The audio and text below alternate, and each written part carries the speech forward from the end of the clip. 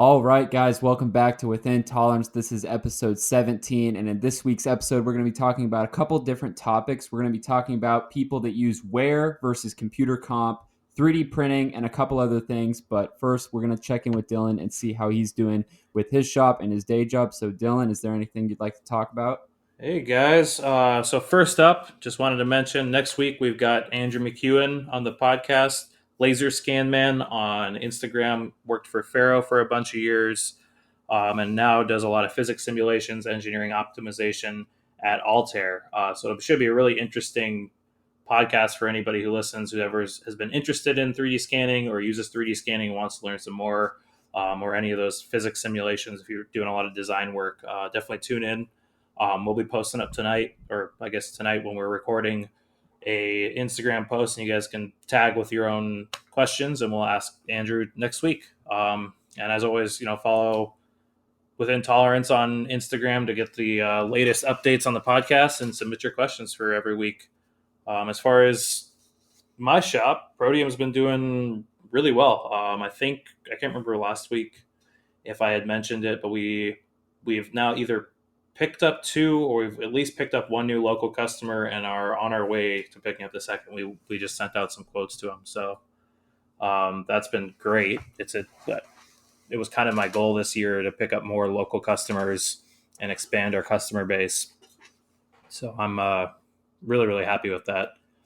So, how And did you get those customers? so one of them was Brad. I can't remember if it's an old coworker of his or someone he knew, but he works at a new company now, and sent Brad over an RFQ. And then the other one was the company that I think I mentioned 2, maybe 3 weeks ago, that we went to that Arizona Tech Council event, and it was held at a local tech company. Like all of their monthly events are held at a certain tech company, and you go and they have stations where you can walk around and find out what they do and all the different aspects of their business. And so this one was at a company, and we ended up talking to their VP and their head of engineering and one other guy there. And apparently it was a good connection, because they sent us an RFQ about 3 or 4 days later. Oh, wow. So, you quoted that, and have you heard back? No, because we went back. We had some emails back and forth. The first part that they sent us, I guess they had been getting quoted by Proto Labs, which I've vaguely heard of, but never really understood the process. Apparently, if you send them parts that they don't want to machine features on, like the features they think are non-machinable or not good for their equipment, whatever, they just highlight them on the print and don't machine them. What the heck? Yeah. And so there is this corner that was a sharp corner that had a radius going into the sharp corner, and the radius was also a sharp corner, like where the two radii met. It was like a corner radii on a sharp corner. Okay. And like it was just impossible to get to. Like I tried a million different strategies of like, oh well, what if I have like a super long 1/16th, because the corner goes right up next to this cylindrical boss as well. It's like an inside corner. And so like I was like, oh, what if I use a tiny end mill and just scallop this tiny little 10 thou radius, and all of these different strategies. And I was like, it's just not possible. So I ended up highlighting it and taking a picture of it and sending it back to them, and just saying like, hey, can I get some clarification on what you're trying to do here? Do you just want edge break? Does it need to be like this? Can you give us any fillet in the inside corner to give us some relief there? And they at first they didn't say anything back, so I thought like, oh great, they're just gonna stick with Proto Labs. Like I'm asking too many questions. Yeah. So I followed up with him, I think the day after or 2 days after. And he was like, oh yeah, I saw your questions. Here's an updated model. I threw a fillet in the corner there, and so it went from like a sharp corner to now a 30 thou radius. And so now I can drop a little 20 thou corner radius tool, like the one that you were using, down there from one side and actually pick up the entire edge. And it all worked out. And so I sent it off this morning, was the updated quote. Oh, nice. And waiting to hear back? Yeah. Yeah. I figure I'll hear at least back by the end of the week, but we'll see. I quoted them pretty aggressively, but still left some money. They're not easy parts by any stretch of the imagination. So I definitely didn't want to screw myself over there. Was it a large quantity or just a couple? He wanted 5 and 10 quoted that of the same part. Okay. So not tons, but I mean, we don't really do large quantities anyway. Yeah. But yeah, it was really gratifying to get that kind of response so quickly from just a brief meeting. Like we went to the event and like neither Brad or I don't know. I enjoy social gatherings like that, but like when there are 40 people that are all double your age, it can get a little intimidating to like just go up and be like, "Hey, we run a 2-man shop. Like, can we do your work?" But we ended up hanging around to the end and like because they had a lot of robotic demonstrations, and so we were really interested in what was going on anyway. We watched all those and talked to some people, met a few people around. Like, it was it wasn't discouraging, but like right off the bat, the only people we met was like one was a patent lawyer was like he was super outgoing and really nice, but like we were like, oh, well, we have no use for this connection at least right Yeah. now. And then the next guy was some software engineer that was like, oh yeah, I probably won't ever use you guys, but it was nice meeting you. And it was like, oh great. Okay. So we hung around all night, and then it ended up just being like us and like maybe I don't know a handful of other people, and then all of the employees of the company that we were at. And so we went over and introduced ourselves and talked to them for I don't know 10, 15 minutes, something like that. And yeah, it all worked out really well, and it was a fun event. I actually found out about the Tech Council through Brett, who was the UR salesman who came by and gave us the demo. So he's Okay. I can't remember his exact title within the Tech Council, but he's like an outreach member or something like that. And so he kind of took us under his wing and brought us in, and now we're going to be full members and probably go to a lot more of their events just because it's great networking and pretty fun and really cool to see all this technology in my hometown that I had no idea. So, Yeah, seriously. That's a nice, like you said, local events are always nice. yeah, it was well worth it. Like a lot of those events end up just being a waste of time, but it seems like it's very, very much geared if you want it to be to meet the right people. Yeah. So you got that part you're waiting to hear back on, and then what are you working on this week? I've got a few onesie twosies that have been sitting on the books for a while that I need to knock out. Like one of them we've done 3 times, so it's real easy. And then another one is a prototype design part that I designed for a customer that I Okay. just haven't gotten around to yet. Like he hasn't been in any big rush. He's been contacting me recently and being like, "Hey, can we get going on that?" I'm like, "Yeah, I'll get going on it." So I forgot that you do a lot of design work too, don't you? I wouldn't say a lot, but I do as much as I can. Like I Yeah. really enjoy it. So whenever I hear like even a shred of an opportunity, I'm like, oh well, I can do that for you. Like, Yeah. so yeah, I just need to get on that. I've got both of those, and then we just picked up that order from the other new in-town customer, and I ordered all the Mighty Bites for it and all the fixture stuff yesterday. So we're just waiting on the material and the fixture stuff, and I'll get going on that too. Nice. It sounds like building a larger fixture for multiple parts? Is it a lot of parts? It's 180, so more than we usually do. Oh wow, yeah, for you that's a lot. Yeah, I mean they're relatively easy 2-op parts, but um, I factored in buying a bunch of the Uniforce clamps, or not a bunch, but like 5 Uniforce clamps, so I can do Okay. 5 complete parts every run, which should be pretty quick. So the Uniforce ones, are those the hexagon ones? No, they're the ones with the like wedge in the center that forces Oh both sides yeah. out. Okay. Yeah, because it's all the same size stock, and I bought the machinable Uniforce ones, so I'll be able to machine them kind of like mini soft jaws, and then run. I plan on running, 5 complete parts every cycle.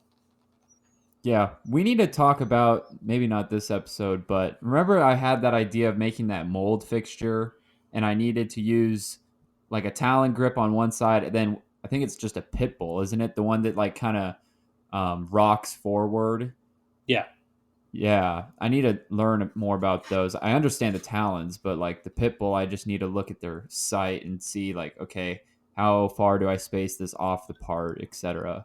yeah, they've got really, really, really good drawings of about everything. Like every possible dimension you could need as far as like spacing and thread and depth and all of that stuff. I don't think I've ever run into like a question on a Mighty Bite. Like my biggest question is like, oh, is this gonna work? Like, Yeah, it seriously. seems a little weird. Like, I don't know if this is gonna work, but as far as like making the fixture, they're really really good about that. Okay, I'll have to just look into that. Yeah. Um, yeah, I don't think I've used machinable uniforces before, but I'm pretty confident. Like the ops have very little, if any, cutter pressure in them. Like a lot of it is just drilling and tapping, so I'm not too worried about it. Sounds like pretty straightforward work then. Yeah, yeah. I mean, definitely not high dollar, but could be good repeat business and a good customer. So I'm really excited to knock it out of the park. That's awesome. Yeah, I just did a repeat job of some injection molded parts that long time ago the customer had a mold made and he needed someone to actually make parts and he sent it to me and it's out of a transparent red Lexan plastic and Lexan, at least from my experience, and this was my first, is super hard to get like the flow rate or whatever that technical term is to basically for your cavity to fill properly Okay. because I was like cranking my machine up to like 600 degrees just to get this stuff to like flow and fill the mold. And long story short, I got it a really nice process dialed in. I made a nice process sheet. This was like a year or so ago. And then now it's like I would say every they probably go through 200 to 300 parts a month and but they only order maybe once every 3 or 4 months because I make like 1,000 at a time, Oh wow. but it's like really nice repeat. It's super straightforward. It's just like, he'll just email me, hey, we're running low. Can you make some? And he knows it takes me only a couple days and he PayPal's me right away. I ship them, super nice repeat job. Stuff like that's really nice to get. That's awesome. Yeah, I wish I had more repeat work at my shop. Like we're It's hard to get. I mean, because it can be repeat or people think it's repeat. And then 2 months in, they're like, we don't need any more. yeah. The worst is like I'll get repeat work, but they'll send me a new model and they'll be like, "Oh, this is Rev 3 or like Rev C," and I'll be like, "But it looks the same, and all the Yeah. dimensions on the print are the same," and then I have to like pull it into Fusion and like put the components on top of each other and like hide one and show one real quick and be like, "Well, it looks the same. All the dimensions are the same. I guess I can just run the old part." Like, it's Yeah. a But then you get scared at some point. You're almost like, should I just reprogram it off this solid? yeah. And it's like, I don't know. For me, it really depends on the customer. Like one of the customers that does that to me all the time, I know, like I've had parts where it wasn't what they wanted. Like it wasn't any fault of mine, but they're like, "Oh, this isn't. We sent you the wrong model," or like, "Oh, we sent you the wrong print," or like, "Oh, this hole was the wrong size in the model." And it's like, "Well, I'll just make another one. Like it's not a big deal." And like they're not ever stressed about it. So with them, I don't ever worry about that, and I just usually run the old program. But if it's a real high profile or strict customer, then yeah, I might just save it out as a template and then just reprogram it. Yeah. I know one other thing that, oh, yeah, that's what I was going to mention. With these Lexan parts, I almost emailed the customer when I first got the mold and was having all these issues. I almost emailed him because I would go out in my garage and I would like play with temperature, clamping, like everything, every possible setting on my machine to get these parts to be made. And I probably did that like I don't know, probably 4 hours for every day for a week, and I could not get it. I almost emailed him and was like, I can't make these. Like, you're gonna have to find someone else. But then I was like, you know what? I'm gonna go out one more time, and I just tried something stupid, and like it just worked, and they just kept getting made, and I was like, okay, yeah, and like my whole point in that is now I'm not really intimidated by new things, especially new materials, because it's like it might just take a long time. Um, but you can nail it down. You just got to keep trying things. Oh yeah, yeah. That reminds me of a few weeks ago, or maybe a month or two ago. We had these parts that they finished, and the bottom of this pocket in this material was like chattering like crazy because it was only about 30 thou thick. Okay. And like I tried a million, reclamps and different tool paths and different step overs, all kinds of stuff to make it, because the first couple parts that came out, like I had to keep them, or at least at the time I thought I needed to. And so I was just like sanding the bottom to get out these like creases more or less from where it was pulling up the material. It was still all in tolerance. It still looked fine, but like it was just off the machine. It felt like garbage. And so like just out of nowhere, I was like, oh, maybe it was Brad who told me. I can't remember who came up with it, but we are like, oh, let's just tape a parallel to the bottom of it. And we just taped parallel to the bottom of it and run it. And like, it came out perfect, like glass.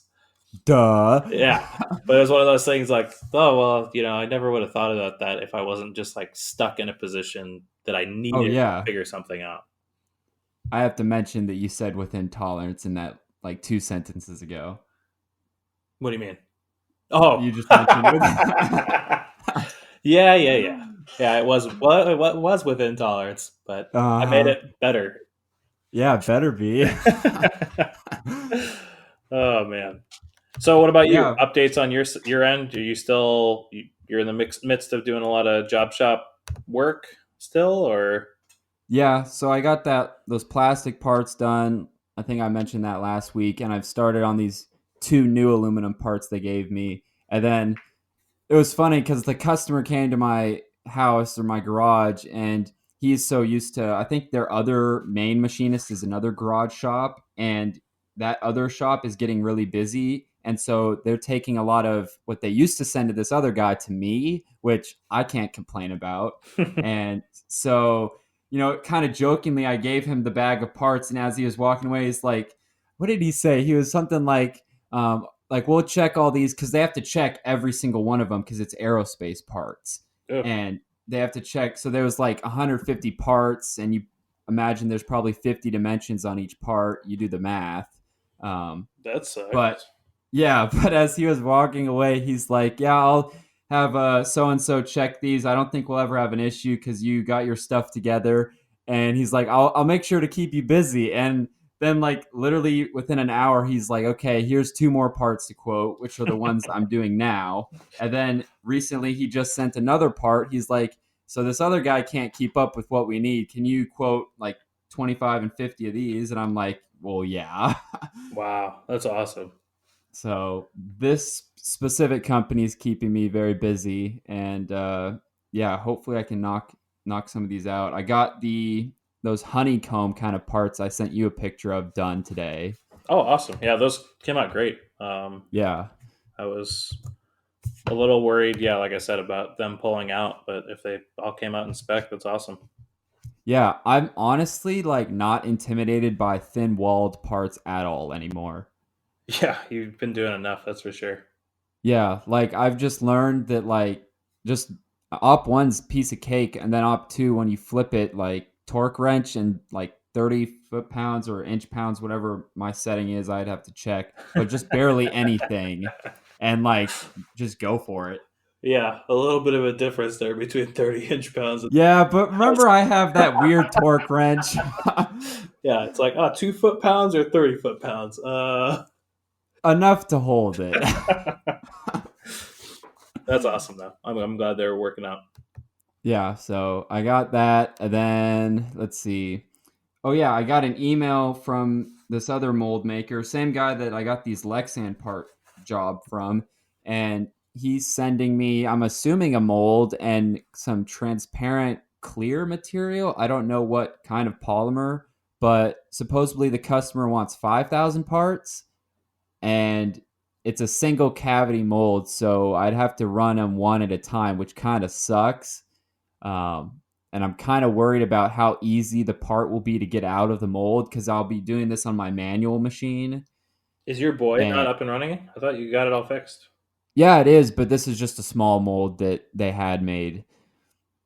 Oh, I got you. It wouldn't fit on your boy. Yeah, it's just not designed for it either. Gotcha. But hopefully, I don't know. It'll be interesting. I'm gonna quote high, and because it's really just time at that point. But I mean, 5,000 parts is 5,000 parts. Yeah, that's a one. If you're doing them one at a time, that's a lot of time. Yeah, I'm hoping I can crank one out even if you do one every 30 seconds, or if I get really antsy and get one out every 20 seconds, that's still a lot of time. Yeah, that's way too much time.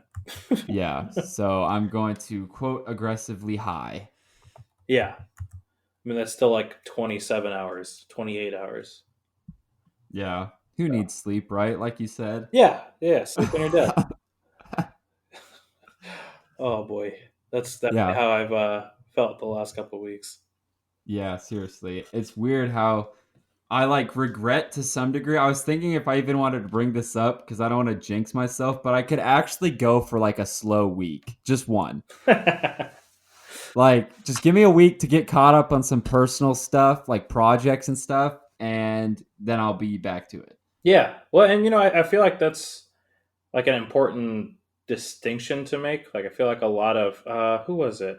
Oh, I was listening to the new Late Night podcast today, and I can't remember who they were quoting, but they said, oh, it was AVE, and he said, like, when you need to give 100%, you give 100%, but like that everybody needs to take a break sometimes. Like you can't give 100% 100% of the time. You end up just Yeah. burning yourself out. And like that's one thing this last weekend I did a lot of computer work like at home, quoting and things like that. But like I didn't go into the shop on purpose because Yeah. I knew I needed a break and I knew that I was just exhausted. And so I feel like that's a really important distinction to make as an entrepreneur is like, scheduled downtime is not a bad thing.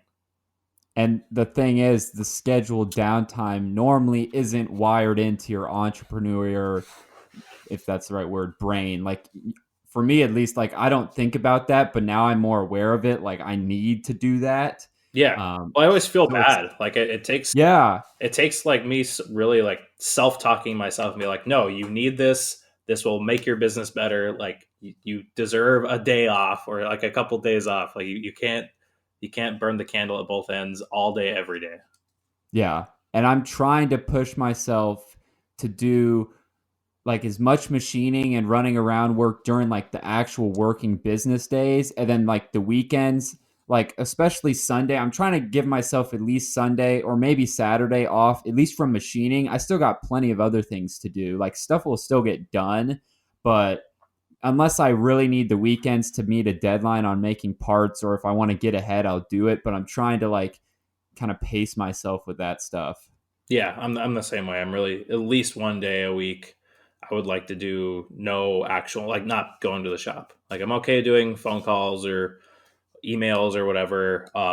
But yeah, I've been really trying hard to quote work in a way and schedule it in a way that I have that time off because I just I'm a better business owner and machinist when I do that. Yeah, and just your attitude and everything is probably better, just like mine is. Totally. Yeah. Yeah, and it's also just that mental break. Get out of that environment. Don't think about it. You know. Yeah. Yeah. You need it. Um, So one thing, a new shop thing that we've talked about a lot off air that I have not brought up yet, and I'm only really Dun, going to da, da, da. hint at it, but like we have looked into financing possibly a new machine. I'm not going to go into much about it until I know more, but we have at least started the process of looking for financing. Um, Replacing the Kitamura is becoming more and more of a goal for us, and finding a used machine to fill its shoes has been a little tough. Like right now, like when the economy is good, it's really tough to find used machines that are good. Everybody snatches them up, or everybody keeps their machine because they can. So we found a good deal on possibly a new machine, and we're just kind of going down that alley. And I'll keep everybody and you updated as far as where things go from here. But one thing that's really nice is I am appreciating getting the experience on at least going through this process, like finding people to finance, knowing what information they ask for. I told you and anybody listening who's thinking about financing, John Saunders on the N1C CNC YouTube channel has a fantastic video about financing machines and the things you should look for in loans. Um, lots of terms that I didn't know about.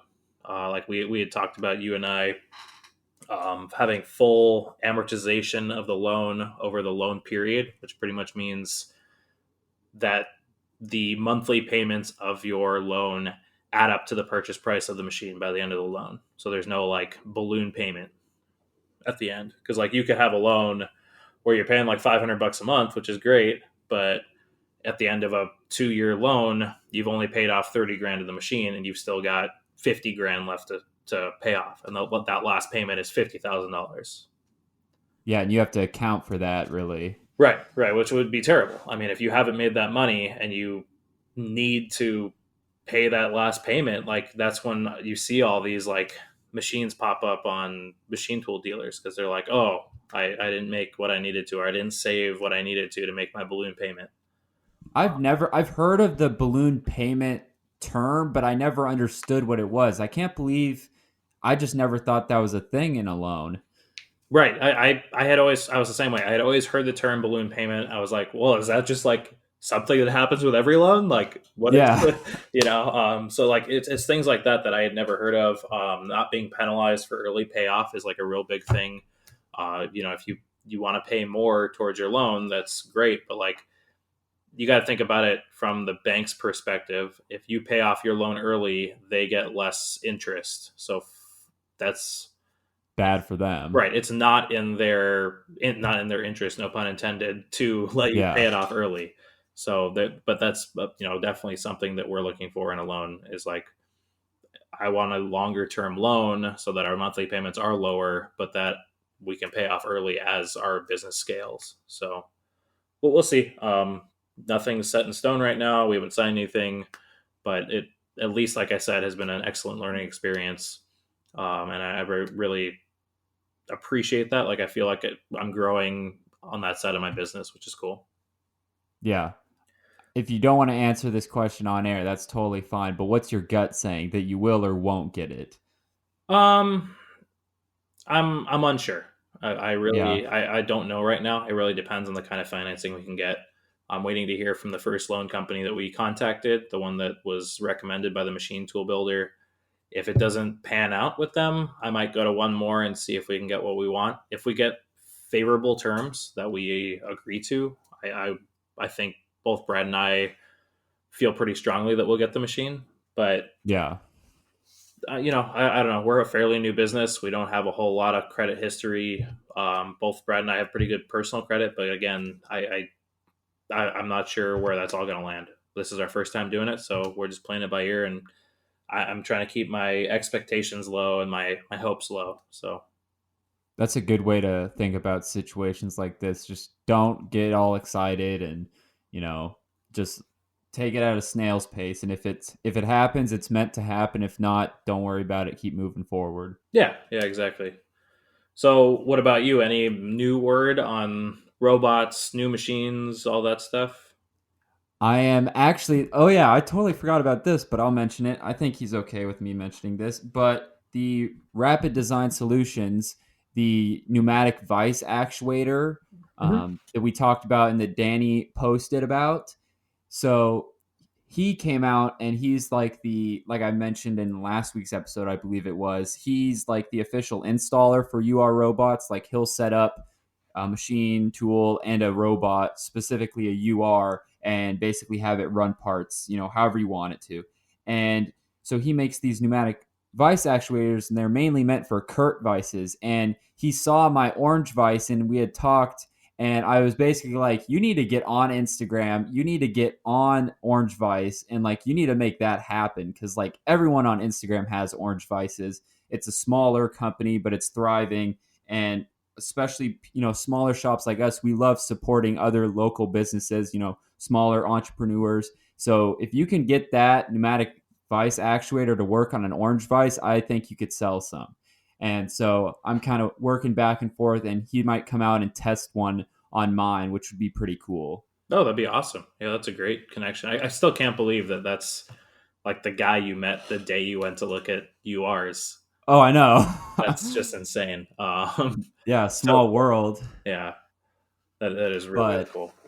as far as the robot goes, I'm still waiting on a couple emails, and then new machines. I'm still. It's kind of like a balance of, I was thinking the other day, like, do I really want a second machine? And it's like, yes and no. No, because I like to keep money in the bank if I can. Totally. But if I'm losing work and opportunities right now because I don't have a second machine, that's something I really need to think about. Yeah, definitely. I mean, there's a couple customers that I know need parts made, and that I know. I mean, I've worked with them before, but I can't reach out to them right now because I know I'm booked for the next probably 2 or 3 weeks. Yeah, I mean that's why we got a second spindle. Is like there's no way we could put the same amount of work through our shop. Like even being there more or being more efficient or all those, all the above, there comes a point where you need a second spindle. Yeah. So I totally understand. But that, I mean, that's exciting. It sounds like you're on the cusp of possibly getting something. Yeah, and I know we talked off air. I don't want to mention too much, but there is that one machine that the deal's actually pretty sweet. Um, and it's kind of like, luckily the seller's in no rush, so it might pan out. Yeah, that's awesome. I'm looking forward to hearing how it all goes. Yeah, and one thing you mentioned too, which was a smart thing, and the other thing that I thought of too is Dylan had mentioned, with Haas, their lead times are pretty long, 8 to 10 weeks. I mean, I think I got mine a little bit earlier. I think maybe closer to 6 weeks, but I think they're probably getting longer, especially this time of year because everyone's buying machines to do like tax write-offs. I'm assuming. Right, exactly. And so I would assume they're getting just a lot more orders for machine tools in general. So I need to think ahead, think, 2 months into the future, where do I want to be? And in that 2 months, do I need a second machine? If so, I should probably act now. Yeah, or at least contact your HFO because, like, for all you know, the machine you want, like your HFO might have a demo unit or something that they'll get rid of, or like there might be somebody that backed out of their order at the factory that has the machine you want. So you just really never know until you talk to them. Yeah. Actually, now that you think about it, my, let's see. Yeah, my local HFO, they've got a DM2. That'd be kind of sweet if I had two of them. Yeah, because I think they have to like cycle their demo units after a certain Really? months. Yeah, because they can't have like 2 or 3 year old Haas's on their floor to like show That's off to true. customers. So I know when I've talked to Yamazin, like they get rid of their floor units. I want to say maybe once a year or once every other year or something like that. Hmm. So yeah, we're Interesting. talking to them at least. Yeah, that might be worth a phone call. Well, yeah, you have to keep us updated on how that goes. Yeah, for sure. All right, should we jump into the questions that we kind of wrote for each other? Yeah, let's start with yours, the big one. Yeah, I mean, I'm interested to see kind of I hope we don't lose followers. yeah the blowback or not on this, but I asked you because I was helping you program something and I had programmed it in Ware, and you don't use Ware usually, so I guess or maybe you do. So let's go through that. Do you use Ware? Do you use Computer Comp? What is most of your stuff programmed in and why? Honestly, and I'm guilty as charged, I don't use any of that except for, let's see, I'd have to open up Fusion and check, but for my mold files to open up some specific holes, I think I'm using Where, if I'm not getting these mixed up. Okay. And that's where I'll input like a negative value of like 5/10 and it'll open up the hole. Yeah, yeah. So that's Okay. Ware. Um, Okay, yeah, I prefer Where then. okay, yeah, and I'm the same way. I program everything in Ware. I mean, if it's not an adaptive toolpath, or you know, if it can have Ware, it has Ware pretty much because I never know how I So, want to play with for stuff. example, whenever you program pretty much anything, you're making sure in Fusion you're hitting that drop down arrow and you're hitting Where, or you set it as a default? Yeah, I've already set it as a default for all my toolpaths. Okay. And then I guess like you mentioned for like a dynamic, like a roughing pass, I guess it doesn't matter because let's say you're leaving 10 thou on the wall and the floor and you're only wearing maybe like less than a thou, so it's not going to really affect that. Yeah, one, I don't even think that Fusion gives you an option in the adaptive toolpaths to add any kind of cutter comp. That makes sense. It's Yeah. all just computer generated, and what it is what it is. So yeah, I know that. So the debate really comes, and not it's. I guess the debate more is where or in control, because in control is where you put the radius or the diameter of the tool, depending on how your control is set up, versus the radial wear of the tool that you want. And like we've talked about that a little bit last time off air, like just after we finished the episode, we talked a little bit about it. And there are definitely pros and cons to both.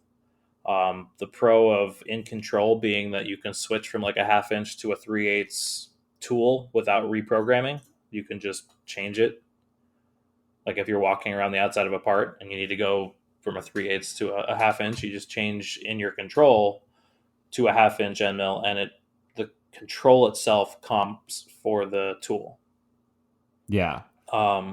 But it also doesn't fail easy, and by that I mean like if you go from a 1/4 inch end mill to a half inch end mill, but you forget to change it in your, or no, I'm sorry, yeah, 1/4 inch to a half inch end mill, and you forget to change it in your control, it's now going to bury that half inch cutter, an extra eighth of an inch into the part more than you thought it was going to.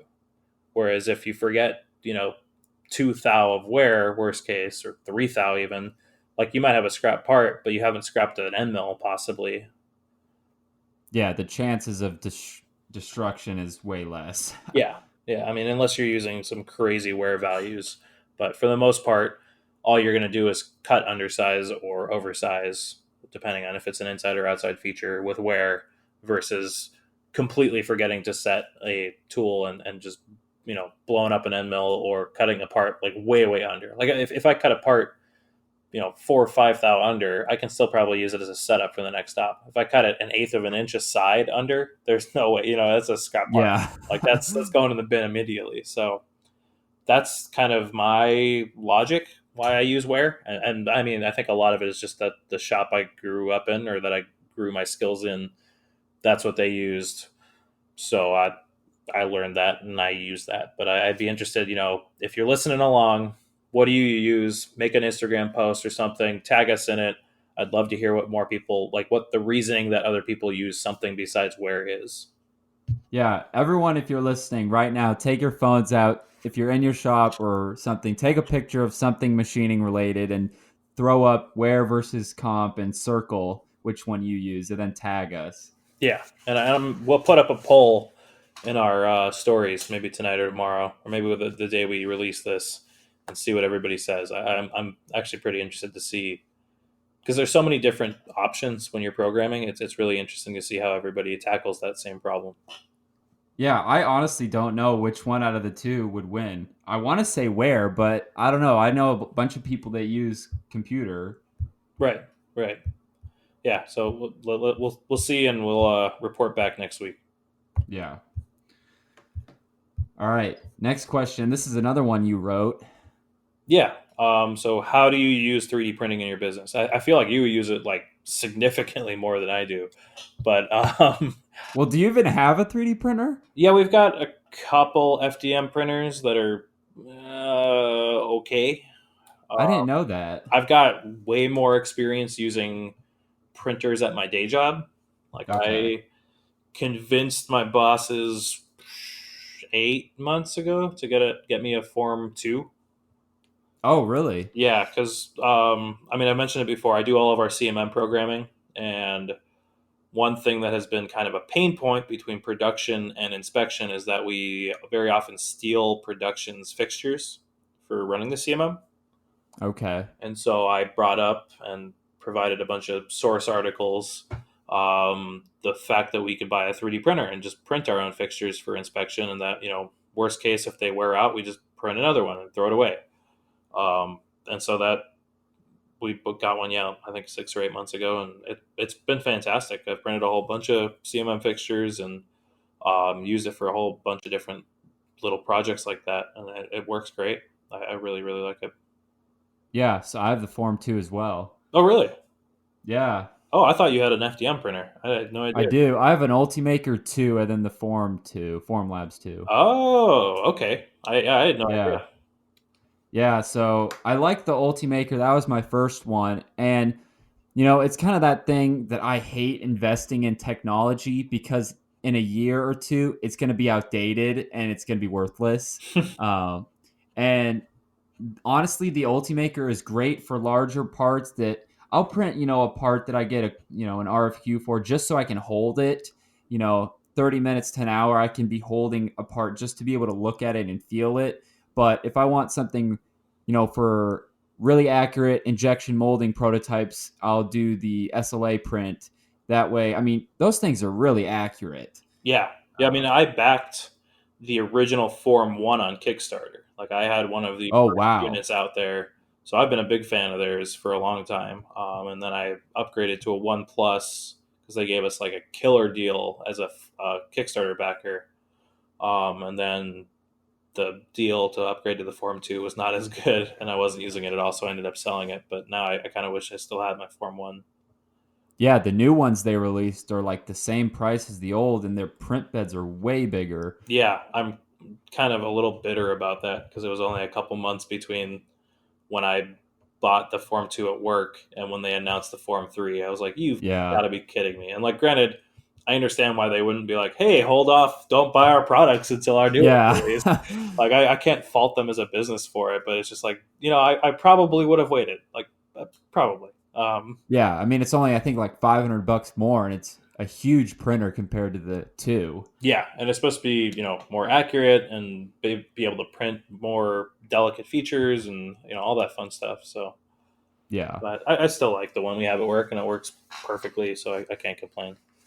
yeah. But I use mine, like I said, quick stuff, and then especially injection molding prototypes. If I have a Lego gun and I want to change the overall length of it, instead of making an injection mold, I can just print version 1 and version 2 of the actual gun, have a Lego guy hold it, and look at it, check dimensions. It's super a detailed print, and I can go from that and then just make the final mold in one shot. Yeah, exactly. I mean, that's kind of how I use it in our business, like Protium, is like I said, it's very rare that we do, but if we're doing design work, I'll try to print the design usually before we do our first machine prototype, just to save our customers some money. Because it's like, 90% of the time, that's one reason I love 3D printers is that 90% of the time you print it and you're like, oh, I hate this. Like, I Yeah. hate everything about it. Like, I don't like the size, or I don't like the feel, or I don't like this or that. And like, it's so different. Even a nice render on the computer versus actually holding in your hand. Like, I can't list how many times I've designed something, printed it, and then been like, oh, it is 10 times smaller than I thought it was. Or Yeah. like, this does not fit my hand at all. Yeah, seriously, it's super, relatively fast. I don't know how people would do it in the quote old days. I mean, just 20 years ago, you'd have to like, I don't know, make like a wood or foam model, and then it's like, okay, now what? Right. Well, I mean, that's where like the panographs come in, where you trace a foam or a clay model with a stylus, and at the other end it's connected to a milling bit, and then you could Jesus. mill 3D things. Like, they used to do like rocket engines like that and stuff. Like, Oh, I know. It's kind of scary. yeah, they would plot the curves, like use points to approximate a curve, and then string it together and then Oh, cut it out geez. on a router so that there was a path for the stylus to follow, and then they would follow it with a stylus and cut it on a lathe or whatever. Like, it's so cool that like that's how we were able to get to the moon, but also, yeah, it's frightening. You're like, we did what? Like, Yeah, we did what with what? yeah, it's absolutely insane. Like, did you ever see the movie Hidden Figures? Uh-uh. So it's about the computers, which were humans who did all the computation for NASA, and these I think it follows three black women who were like the main people who helped, uh, not the first moon landing, but the first um, like Like orbiting, launch or the something? first orbiting launch of the planet. And like Okay. the main lady that they follow, they used her to double check all of the figures. Like she was right as they were bringing on the first IBM computer to do calculations. And they didn't trust the Jeez. computer, so they would use her to double check by hand all the calculations for elliptical orbits and things like that up until like the early space shuttle launches. Wow. Yeah, she's like 100 something years old now and like still What kicking. the heck? Yeah, and like like it was a person with a calculator that would compute all of our trajectories and re-entry points and all of that. It's mind-boggling to think that Oh, that's how we got to space. yeah, and before calculators with a slide rule. Right. Oh yeah. Yeah. Have you ever used a slide rule? They're stupid. I like picked up one from Bookman's, like a used bookstore, a while back, just to learn how to do it because I was like, I've seen these a million times. Like my dad always had one around. Yep. Like I don't think he ever used it either. It was just like, oh, this was from when I went to school, and then like I picked one up and learned how to use it in a day. And I was like, oh yeah, I'm really glad I have my calculator. Yeah. But anyway, a little bit off topic, but I thought it was interesting stuff. Yeah, it is. All right, my questions. You Yeah. ready? Yep. All right, so I've been doing a lot of chamfering, and I'm curious, what is your? Because I know that Tool 19 in my machine is a 1/4 inch, 90-degree Mari Tool chamfer mill, Okay. two flute. What is your go-to chamfer tool? Like, what stays in your machine that you do pretty much everything with? So it depends, but 90%. So like tool one for us is a 1/4 inch mill drill that we use mostly for spotting and some chamfering, and then tool two for us is a 3/8 inch 60 thou tip 90-degree chamfer from Destiny Tool. Okay. That's probably, I don't know, we chamfer everything we possibly can with that, except for things that are too close to walls, or have corner radiuses that are too big, or sorry, too small to fit that 60 thou tip in. And then we'll use that Okay. mill drill, and sometimes I'll add like an 1/8 inch mill drill or an 1/8 inch chamfer to do smaller features, or get closer up next to walls, depending on how much I need to do. Yeah, that's what I've found. I need to get some 1/8 inch chamfer tools because I do stuff that's ridiculously small, and I just need an edge break, and this 1/4 inch tool just doesn't get in there. Yeah, I mean, I think the biggest thing is to try to find chamfer tools that have a tip diameter on them versus like a sharp tip one. Like I, See, that's what I'm running into because the one I have is it's got to be wearing because I retouched it off and it changed a decent amount in its Z height, and then I'm just always fighting it. I don't need like a consistent chamfer. It's just an edge break, a couple thou or so. But it sometimes it's heavy, sometimes it's not, and it's just like I hate this. yeah, get yourself a tipped off chamfer tool. You will never find Yeah. it again. Like we use the Destiny ones are pretty good. I think they're plus or minus 2 or 1 thou on the tip diameter. So you define I have some it. helical ones that work pretty good. Yeah, that would work great. I mean, we have a few Harvey ones, like an 1/8 inch with a 30 thou tip or a 40 thou tip, something like that. But like having a spec tip diameter, I mean, this is like secret sauce stuff. Like if you want good chamfers that are consistent, that are in spec, get a tipped off diameter one with a good tight tolerance on the tip diameter, correctly define it in your cam system, and never worry about it again. Is that just because of basically what I said is like if you picture a triangle, that tip's going to slowly wear versus a tipped off one, it's not going to wear, it's going to stay consistent more or less for the whole life of the tool. Yeah, yeah, exactly. Well, and like even a mill drill fresh out of the package, depending on how the end geometry is cut, is very often not a true sharp point.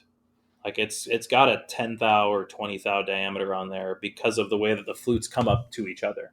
Like depending Okay. on the angle in which you're looking at them, it goes from being a sharp point to like, oh, you turned it 90 and now there's a 10 thou diameter or a 15 thou diameter at the tip. So like when I was using mill drills, I would constantly back out my mill drill 5 or 10 thou and walk it in until I got the chamfer I want. And like since we switched to a tipped off chamfer tool, I don't think I've worried about chamfers in a whole long time. Because that's honestly been something that's been kicking my butt recently, and I've just kind of been putting up with it. And I do remember someone I talked to on Instagram mentioned that they're like, just use your tipped off ones. I know you have some helical ones, and I used them and I just touched it off. Boom, like first try, nailed it. Oh yeah, yeah. I mean, But it's like I said, it is the quote unquote right way to do chamfering. Having a so true do chamfer. they make ones that are like 1/8 inch that are tipped off? Yeah, yeah. I was just saying, like the Harvey one we have is a 30 thou diameter. I'd have to find it, but yeah, it's like a 30 or 40 thou diameter one. That's the tipped off one. Yeah, yeah. I think Okay. I want to say Harvey calls them like Type 2, maybe, or something like that. Is that like the tolerance of how Well, tight that tip diameter is held to? no, they call it like Type 1 is a sharp tip, and Type 2 is like a tipped off one. I think, or it maybe I'm having it reversed or something like that, but it's something like that. I But need to get some of those. yeah, you're like I said, it is highly recommended. Yeah, actually, okay. So I'm on there. Harvey's chamfer cutter is pointed and flat end. Type 1 is pointed. Type 2 is flat end. I was correct. So the only thing you can't do with Type 2 that you can do with Type 1 is it's not end cutting. So you shouldn't be spotting with it or anything like that.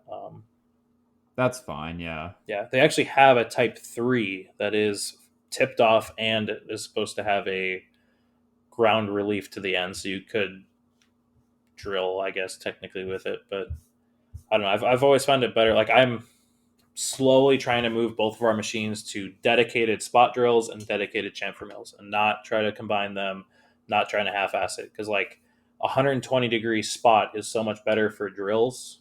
I mean, well, 118 drills at least, than a 90-degree drill too. Like you get better drilling action. It's not contacting with like part of the tip, so there's less chatter initially. It will wear your drills less. Using the correct tool for the job, as usual, ends up with a better result overall. So, Yeah, I need to order some tools after this conversation. Because my go-to spot drill is a 1/4 inch 90 degree, and I don't know how I've gotten this far, honestly, with it. I need to change it to, like you said, like a 120 or something. yeah, it just depends on like what you're using most. If you have like a bunch of Cobalt 135-degree drills, you want like a 140 spot or 150 spot if they make them. I think they have 140s at least. And then if you're using mostly like 118 drills, then a 120 is perfect. Okay. I think they even make drill mills in a 120, possibly. So if you Okay, wanted to yeah. stick with that style of tool, that's totally fine. It's just getting the right angle on it. Yeah, I need to get a new spot drill, and I need to get some tipped off chamfer tools that are small enough that can actually do the parts I used to. Yeah, because like personally, I prefer the reason I still use drill mills is that they cut so nicely that I can use them for spotting and spotting to the chamfer diameter, which I guess you can do with a spot drill, but they just leave a really nice surface finish on the chamfer. Okay. That's probably actually why I've stick to my 90 degree spot, is because I use it, like you said, I always just drill deeper and it countersinks it, or, for the thread or whatever. Yeah. And so Harvey actually has a 120-degree drill mill. So I might pick Okay. those up as well and just actually finally go through with changing them out. Because I've talked with Brad about it for a while and just been like, all right, we need to do this. I just need to find the right tools, blah, blah, blah. But there's a tool I need to get from Harvey anyway for an upcoming order. So I might as well get all these knocked out. Yeah, I was about to say, if you're going to order soon, might as well. Yeah. All right, so we got chamfer tools out of the way. I think we both are on the same page now. Yeah, I We'll see seriously what need to get anybody some else more says, tools. but Yeah. So next question, I was just thinking about this because I was like, you know how you're this sounds so demoralizing. You know how you'll be running parts and like for example, I had like a 6 minute cycle time, which is so dumb because you can't really do anything. Um, but you're just standing there and you're like just staring into your machine like a zombie. And yeah, I was just thinking, I'm like, I don't know the last time I've trammed my vice. And like, so I was like, I'm gonna ask Dylan, like, how often do you check that? Well, I'm going to start a lot more. And let me tell you a story about some parts that Oh we were no. running a week or two ago. So Uh-oh. usually, I don't know, we were checking it like maybe every 3 months, like way longer than we probably should be. I mean, how long did it take to throw up an indicator real quick and just like run it across there? Or even the Not hammer long. while it's in there. Like you know, you can see at least a half a thou like a so anyway, I was running these parts really late at night, and like the first one ran all right, and it was longer than 8 inches, so I couldn't use my caliper to check the height. Or maybe it wasn't, but I needed tighter tolerance or something. Anyway, I went over to my height master and an indicator and zeroed it out to where it should be on the height master, moved it over to the center of the part, and I was like, bam, like I'm spot on. And then I just like happened to sweep left to right across the top of the part. I'm like, what is going on? I've got 2 thou of taper across this entire part. Like what? And then so like I was like, oh well, maybe I'm sitting on a burr, and so like I deburr the entire part, go back, flip the part 180, indicate it again, and I'm like, nope, that's 2 thou. That is a full 2 thou across like 2 inches. Like this is Oh, something is Jesus. wrong.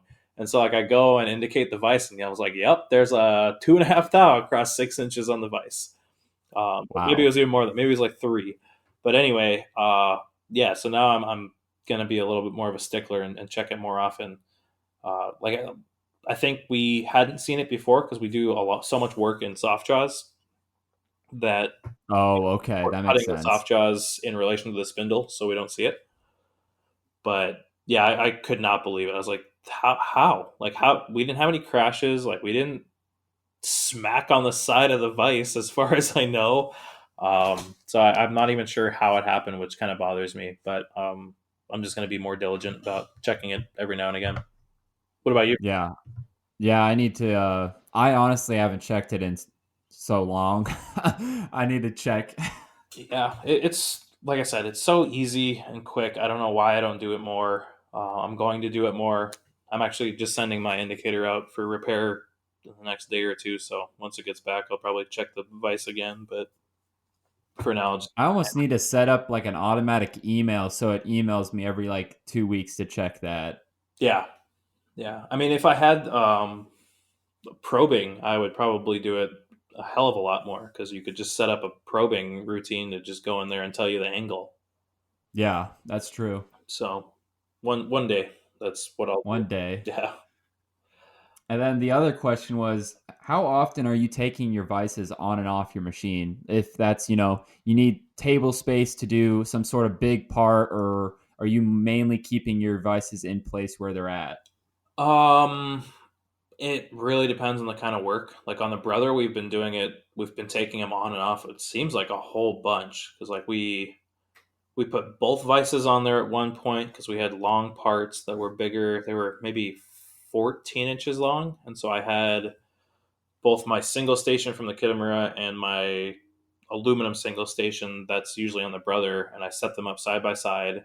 And then right after that, I took it off and did some grills, which requires the pallet, so I have to rotate the aluminum one 90 degrees, and then I took that off for, or no, then I put it back straight for some other work, and then recently had to turn to 90 again for the whole vacuum pallet stuff. The Kitamura, I feel like we take it on as like a maintenance item. I take it on and off maybe once every 3 or 4 months, which again, I wish I did more often, but I just usually don't have time, or I don't make time. I need to make time. I need to stop saying that I don't have time. Like if I make time, I have time. So Yeah, I was about to say I'm the same way. We all like 10 minutes, we have time for that. We just don't make it. yeah, when and I like if I did it once a month, I would have caught that 2 thou tram before, or I never would have even caught it because I would never would have got that bat or something. Like Yeah. it good maintenance pretty much always pays you back in better parts or longer longevity on your stuff or all of the above. So I just need to make more time for maintenance. Yeah, it was funny. I was gonna move some of my vices around it, and I was like, you know what? I'm just gonna hold off because this one company might order those large parts again. And like the next day they did, and I'm like, okay, good. After this order, I'll swap them out. Yeah. Yeah, I've been really wanting to look into some kind of ball lock system, whether that's Lang or Pearson or the Orange Vice one, and getting a subplate made. But I just think it would be for the amount of low volume, high mix that we do, and has only been getting, not worse and worse. Like we're doing more and more work, which is great. But I really want to start optimizing our setup time. If I was only having to take off and on and indicate in like a ball lock system versus the entire vise, I feel like it'd be a lot quicker and I'd do it a lot more often. Well, yeah, and you wouldn't be afraid to. Yeah. Yeah. So, but we'll see. I'm still unsure of what I want to go with. Like I had kind of a bad experience with Lang at my day job. Okay. So I am kind of steering away from them. It would probably be between Fifth Axis, Orange's own ball lock, or Pearson. And really, it just depends on what we want to hook up. Like the Fifth Axis Yeah. stuff is all manual, so is the Orange stuff. The Orange stuff obviously fits with their vices really well. Uh, I've looked at the new small oranges, the Fifth Axis ones that he's making now. Yeah.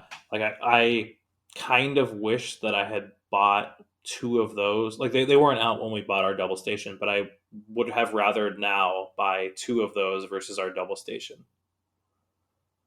Just for op ones mainly. Op ones, and like we get not a whole bunch, but we get enough parts that are, I don't know, maybe 2 inches wide or an inch wide, but that are 14 inches long.